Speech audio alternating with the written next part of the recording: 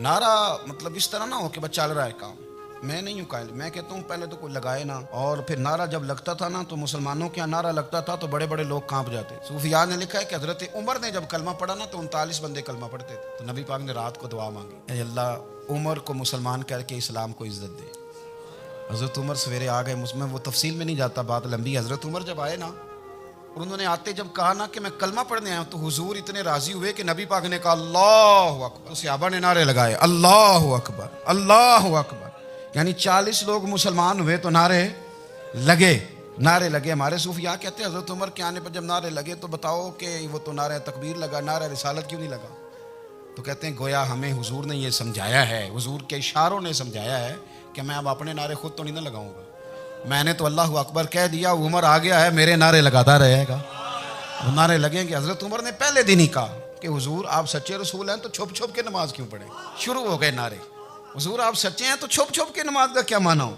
तो हुजूर ने फरमाया तेरा क्या इरादा है? हुजूर सारे नहीं, एक मैं एक अमीर हमजा, एक लाइन के आगे वो लग जाए, एक के आगे मैं लग जाऊं, और बाकी मुसलमान जितने हैं कुल 40 थे, पीछे 18-18 19-19 बचेंगे, तो एक लाइन में वो हो जाए, एक में आगे एक में अमीर हमजा हो, एक में मैं हूं, तो देख लेते हैं ये हमें नमाज कैसे नहीं पढ़ने देते। हाँ हाँ देख लेते हैं, आए ना मैदान में, इधर आ सितमगर हुनर आजमाए, तो तीर आजमा हम जिगर आजमाए, और गुलामाने मोहम्मद जान देने से नहीं डरते, ये सर कट जाए यहाँ रह जाए कुछ परवाह नहीं करते।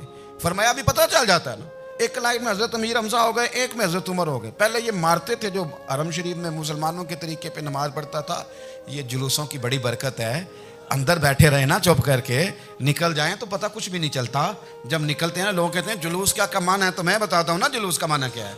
हजरत उमर ने बाहर निकले 2 लाइनों का जुलूस, लंबा भी कोई नहीं, बंदे भी 40, और जनाब फारूक आजम बाहर निकले तो उमर का नारा, उमर का। हजरत उमर ने यूं करके आस्तीनें बाजू की चढ़ा ली और अपने गले में जो उनके रुमाल था ना उसको यूं सीने पे बांधा, और इस हाथ में तलवार थी तो यूं करके बाहर लहराई, कहने लगे ओ मक्के के काफिरो इधर आओ मेरे सामने, जिसने अपनी बीवी बेवा करानी हो, जिसने बच्चे यतीम कराने हो, वो आए मैदान में। मुस्तफा के गुलाम आज सड़कों पे निकल आए, आए मैदान में हमारे सामने हमारा मुकाबला करे, आए ना मैदान में, हम निकले हैं। अब हम यहाँ काबे में एलानिया नमाज पढ़ेंगे, हम पढ़ेंगे, ताकत है तो आओ ना हमारा मुकाबला करो, आओ। कुफर बजाते खुद बहुत बड़ा झूठ है, और झूठ के पैर, बस 2 बंदे निकले तलवारें लेके आगे आगे, तो फिर हजरत उमर ने एलानिया नमाज पढ़वाई खाना काबा। तो मेरे भाई रसूलुल्लाह सल्लल्लाहु अलैहि वसल्लम के गुलाम तो जब नारा लगाते थे तो हो ही कमाल जाता था। फिर बरेली के इमाम बोले, कहने लगे पेश हक मुजदा शफात का सुनाते जाए। हुजूर क़यामत के दिन आगे आगे ना हमारे आगे आगे खुशखबरी देंगे, कहेंगे तुम फिक्र ना करो, आ जाओ मैं तुम्हें बख्शवाता हूँ, मैं तुम्हारी सिफारिश, आ जाओ पीछे पीछे। हुजूर न पेश हक मुजदा शफात का सुनाते जाएंगे। यकीन करें बरेली के इमाम को भी बड़ा ही रंग आता है बयान करने का। कहने लगे आप रोते जाएंगे, अल्लाह को मनाना है ना हुजूर ने, कहते हैं पेश हक मुजदा शफात का सुनाते जाएंगे, आप रोते जाएंगे पर हमको हंसाते जाएंगे। बाग जन्नत में मोहम्मद मुस्कुराते जाएंगे, फूल रहमत के गिरेंगे हम उठाते जाएंगे, और हश्र में होगा हमारा दाखिला इस शान से, हम या रसूल अल्लाह का नारा लगाते जाएं, हम या रसूल अल्लाह का नारा। इमाम राजी कहते हैं हुजूर ने एक रुक्का पकड़ा छोटा सा, एक बंदे को लोग दोज़ख में लेके जा रहे हैं। अच्छा मुझे एक बात बताओ, फैसला पहले हो गया है, अल्लाह के सामने हुआ है, और फैसला हो गया और तय हो गया कि दोज़ख में जाना है। वो करीब पहुंच गए दोज़ख के, तो हुजूर ने देख लिया, और बताया किसने? हजरत आदम ने। हजरत आदम कहने लगे हुजूर वो आपके गुलाम को दोज़ख में ले जा रहे हैं। नबी पाक आगे गए, क्या पढ़ते हैं हमारे भाई, हुजूर ने मुझे उनसे छुड़ा के छोड़ दिया। नबी पाक सल्लल्लाहु अलैहि वसल्लम आगे गए, इधर आओ, कहाँ लेके जा रहे हो? अल्लाह के सामने फैसला हुआ है ना, फरिश्तों ने किया है ना, फरिश्ते को किसी से बददियानती तो नहीं ना करते, फरिश्तों ने जो किया ठीक किया है ना। क्यों लेके जा रहे हो? सोने गुनाह ज्यादा है, नेकियां थोड़ी हैं। फरमाया मेरे सामने तो किसी फरिश्ते ने नहीं कहा कि सोने माज़अल्लाह हमको बेईमान है, हमारी कोई इससे जिद चल, साडा कोई बनना सन जाए नाल, भाई मेरा मतलब है सही तोला है, फैसला है, मैं दोबारा तोलो। गोया रब भी फरमाता है जैसे मेरा महबूब कहता है वैसे ही कर, कोई नहीं दोबारा तोल लो, कोई हर्ज नहीं, तोलो ना दोबारा। फरिश्ते दोबारा आएंगे, उन्होंने दोबारा तोला, एक पलड़े में नेकियां एक पलड़े में गुनाह। अब वो गुनाह फिर ज्यादा निकले तो नबी पाक ने ना जेब से इतना सा रुक्का निकाला, रुके का भी कोई वजन होता है, वो हुजूर ने नेकियों के पलड़े में रख दिया, नेकियां बढ़ गई, फरिश्ते भी चुप कर गए। चलो भाई जन्नत में। मेरी तरह का था ना पता सारा सरदार ने की थी, पता तो था ना उसे, मन आनम के मन दानम, तो सीधा हुजूर के कदमों से जा लगा, कहने लगा सोनिया मैं तो सारी ज़िंदगी गुनाह करता रहा, ये कौन सी नेकी है? तो हुजूर फरमाने लगे चुप कर, जन्नत का दरवाजा खुल गया, तू जा जन्नत में। हुजूर रुके में क्या है? फरमाया तूने एक दिन दरूद सलाम नहीं पढ़ा था, और मैंने तेरा संभाल के रखा हुआ तेरा दरूद शरीफ, वो नारे रिसालत भी तूने लगाए थे, वो तो खुल के मेरे तज़किरे मैंने तेरा संभाल लिया। दोज़ख में मैं तो क्या मेरा साया ना जाए, क्योंकि रसूल पाक से देखा ना जाए, मेरे रसूल पाक सर। और मेरी बात सुनो, मैं भी आपको खाना नहीं खिलाता, लंगर मेरे संगी खिलाते हैं, मेरे दोस्त आपको खाना पेश करते हैं। हर जगह आप जाते हैं तो वहाँ कुछ लोगों की ड्यूटी होती है, लेकिन तिरमिज़ी शरीफ सियासता की हदीस है, हज़रत अनस ने पूछा था हुजूर क़यामत में कहाँ मिलेंगे? फरमाया हौज़े कौसर पे। हुजूर वहाँ अनस पानी पिलाएंगे कि बिलाल पिलाएंगे कि सुहेब पिलाएंगे? फरमाया नहीं, उम्मत प्यासी आएगी तो मैं अपने दस्ते मुबारक से पानी पिलाऊँ। हुजूर वहाँ ना मिले तो फरमाया पुल सिरात पे आना, उम्मत गुजरेगी तो मैं रब्बे सल्लिम की दुआएं करूँगा। तो आला हज़रत फरमाते हैं जब हुजूर दुआ कर रहे हैं तो डरने की ज़रूरत क्या है?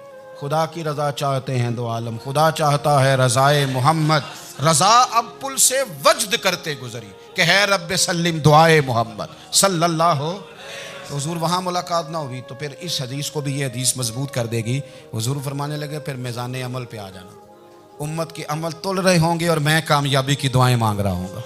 तो जिसके लिए हुजूर दुआ मांगेंगे नाकाम होगा, नाकाम होगा। अपने बच्चों को हुजूर की मोहब्बत सिखाएं, नबी पाक सल्लल्लाहु अलैहि वसल्लम की ग़ुलामी करें।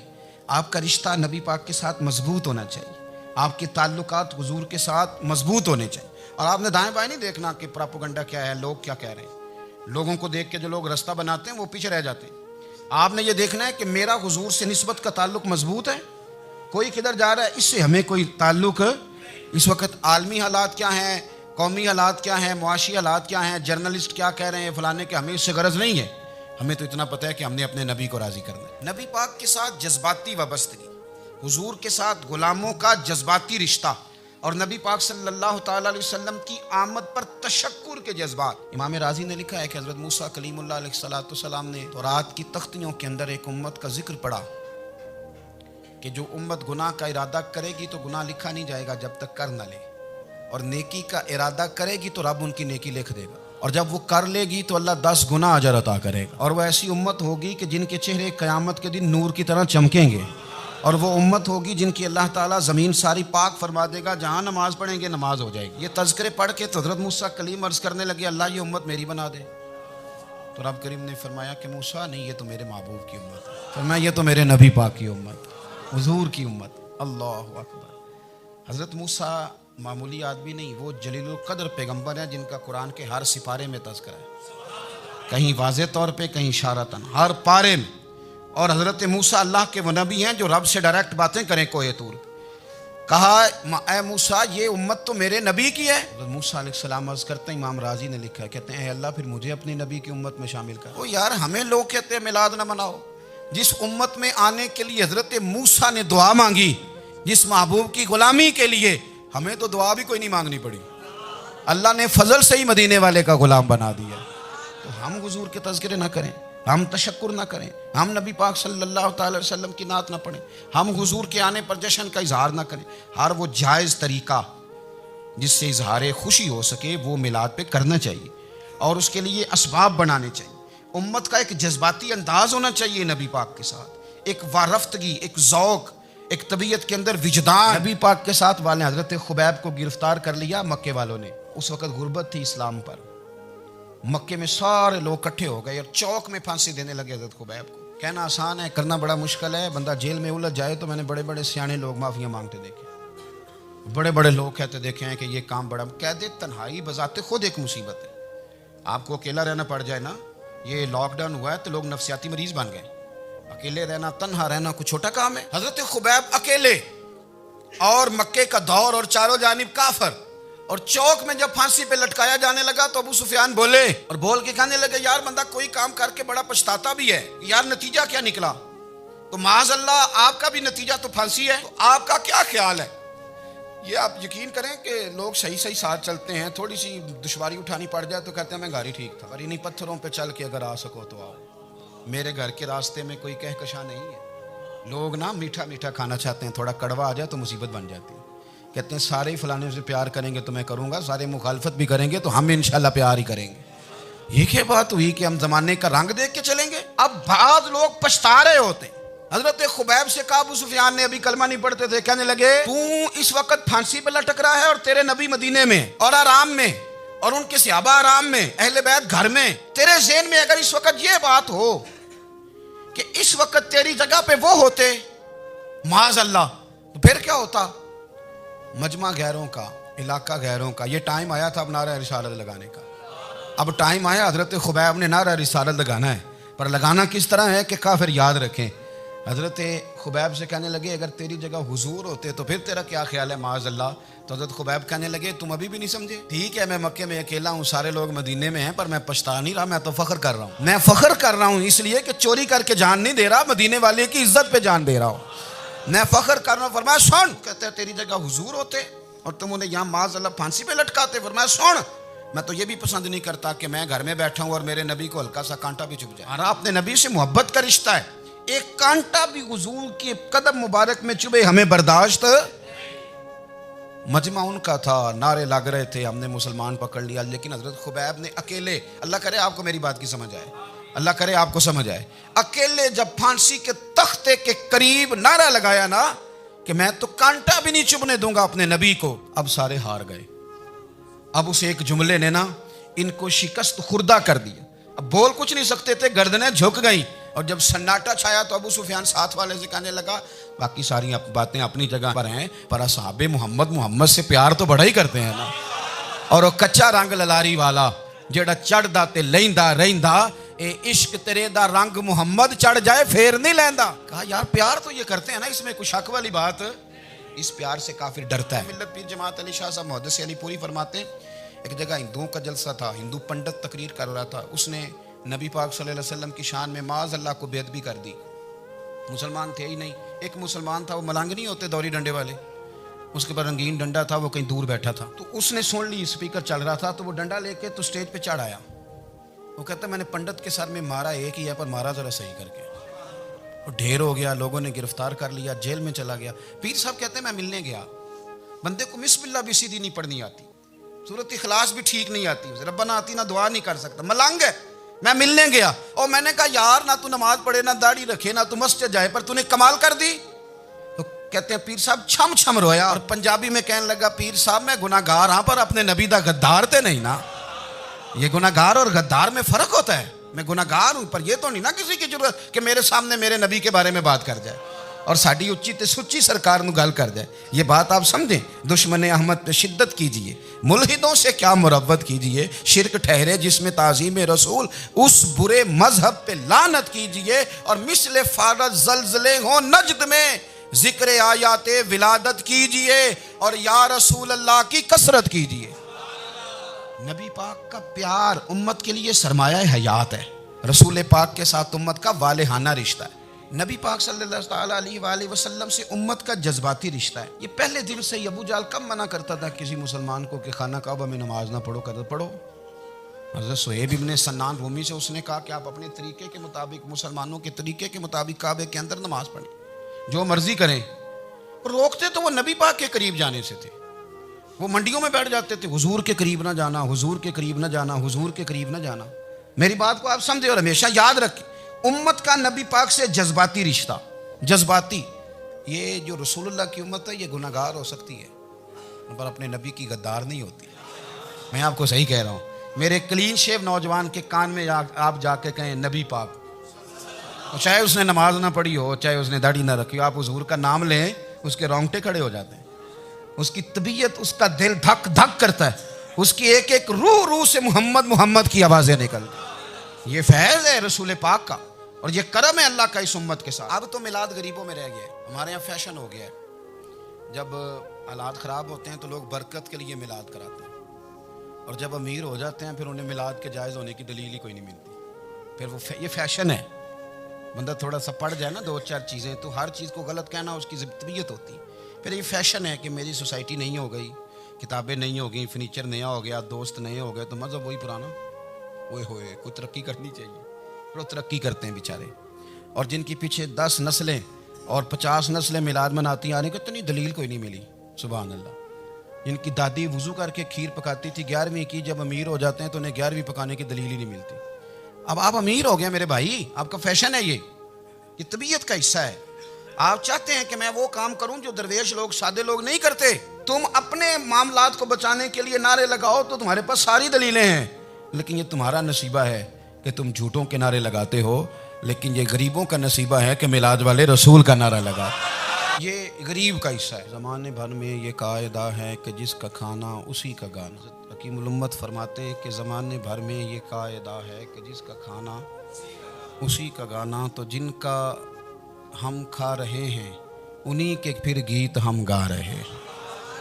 कायनात अर्जी और समावी पर सबसे बड़ा, सबसे शानदार, सबसे खूबसूरत, सबसे ठंडा, सबसे अमन वाला जो इनकलाब है वो मेरे नबी पाक ने बर्पा फरमाया। बड़ी ये कम नसीबी है कि मुसलमानों में फ़िरके बन गए और उम्मत तकसीम हो गई और तकसीम होने से कमज़ोर हो गई। लेकिन अफसोस की बात यह है लोग इस बात को समझने से आरी हैं। ईद मिलादुन नबी सल्लल्लाहु ताला अलैहि वसल्लम तो उम्मत इस बात के शुक्र के तौर पे मनाती है कि अल्लाह ने हमें अपने नबी का ग़ुलाम बनाया। आओ मैं तुम्हें मुस्लिम शरीफ पढ़ के सुनाता हूँ। और रावी भी वो बंदा जो हर वक्त हुजूर के करीब रहते थे, हज़रत अनस बिन मालिक रज़ी अल्लाह ताला। आप फरमाते हैं मुझे वो दिन भूलता ही नहीं, मैं भुला सकता ही नहीं जिस दिन मेरे नबी पाक मक्के से हिजरत करके मदीना तैयबा तशरीफ़ लाए। हुजूर उस दिन क्या हुआ था? हज़रत अनस बिन मालिक फरमाते हैं सारी बीबियाँ छतों पे चढ़ गई। सारी औरतें अपने अपने काम में मसरूफ़ होती हैं। कोई किसी वजह से छत पे चढ़ जाए तो चढ़ जाए, सारी इकट्ठी तब भी चढ़ती हैं जब गली में कुछ और हो, जब कोई अनोखी बात। सारी बीबियाँ छतों पर चढ़ गईं, बच्चे दरख्तों के साथ चिमट गए। और फरमाते हैं कि 70 के करीब लोग हुजूर की सवारी के आगे थे और बाकी सैकड़ों की तादाद से सवारी के पीछे थे। और फरमाते हैं ये अलग मंजर था। और ये मुस्लिम शरीफ में नारा मौजूद है। मुस्लिम शरीफ में ये सही मुस्लिम में मौजूद है कि जब हुजूर मदीने आ रहे थे तो मदीने वाले नारा लगाते थे या मुहम्मदा या रसूल अल्लाह, और चलते हुए लगा रहे थे या मुहम्मदा या रसूल अल्लाह का वो नारा लगा रहे थे। और फिर हज़रत अनस बिन मालिक फरमाते हैं ये दो मंजर ये थे, एक तीसरा मंजर भी था।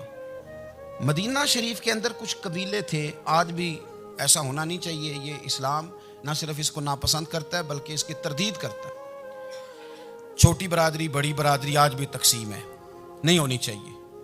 अरब के अंदर भी तकसीम थी, कुछ कबीलों को छोटा जानते थे, कुछ को बड़ा जानते थे। एक कबीला था बड़ा कबीला, बनु नज्जार का, चौधरियों का कबीला, सेठों नवाबों का कबीला, बड़े लोगों का कबीला। उस कबीले की बेटियां एक कोने में दफ लेके बैठ गई।